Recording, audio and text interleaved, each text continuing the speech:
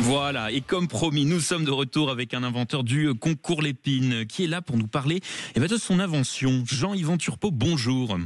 Oui, bonjour, comment allez-vous? Écoutez, très bien, merci beaucoup d'être avec nous ce matin. Alors vous êtes le co-associé de l'entreprise Marine Filter, créateur de cette cabine de douche qui recycle son eau. Alors est-ce que vous pouvez nous raconter un petit peu comment est née votre invention? Eh bien, en fait, nous étions déjà dans on va dire le modèle de faire du recyclage d'eau parce qu'on faisait des unités de filtration pour les aires de carénage et puis pour de la potabilisation d'eau. Donc l'idée est arrivée sur une plage en vacances en se disant tiens, il y a des douches, il y a de l'eau qui coule, c'est de l'eau potable et cette eau-là est donc perdue, elle va couler sur la plage et on s'est dit tiens, pourquoi pas faire quelque chose pour recycler l'eau et pourquoi pas aussi utiliser de l'eau qui n'est pas spécialement potable mais qui est douce pour se rincer après baignade, du sel et du sable. C'est ça, parce que c'était aussi le sens de ma prochaine question. Quels sont un petit peu les principaux usages qu'on peut en faire? Par exemple, si je veux l'emmener avec moi en vacances, alors vous parliez du bord de la mer, de ce fait de se rincer en sortie de baignade, mais est-ce que je peux l'emmener avec moi quand je pars en vacances? Est-ce que par exemple, si je vais en excursion en montagne, est-ce que je peux la prendre avec moi? Est-ce elle est portable à ce point, si je peux dire? C'est-à-dire que si une collectivité, c'est plus en fait une invention qui est faite pour une collectivité, pour une commune de bord de plage. C'est quelque chose d'assez conséquent. C'est pas quelque chose que vous pouvez vous transporter, mais c'est quelque chose qui est mobile. C'est-à-dire que si une collectivité va la mettre sur le littoral, la période hors été, elle va pouvoir la remiser à l'abri si vous voulez. Donc c'est quelque chose qui peut être déplacé aussi d'un endroit à l'autre de la plage.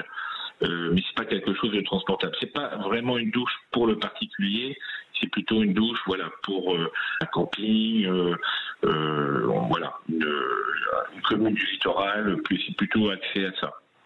Parce que je sais que votre cabine a déjà été testée dans certaines communes, notamment dans le Finistère.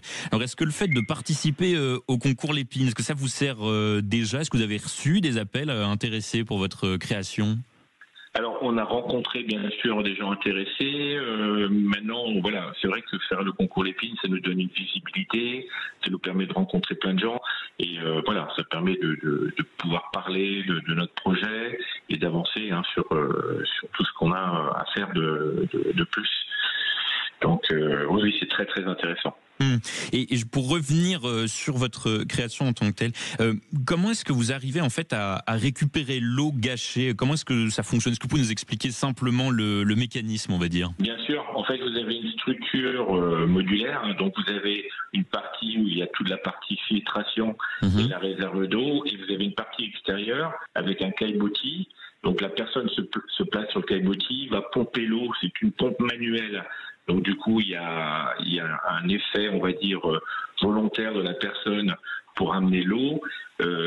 Ensuite, l'eau est récupérée dans le caillebotis, elle est pompée avec une pompe qui est alimentée par un panneau solaire. Elle va passer à travers différents filtres et après, elle va être restockée dans la réserve d'eau.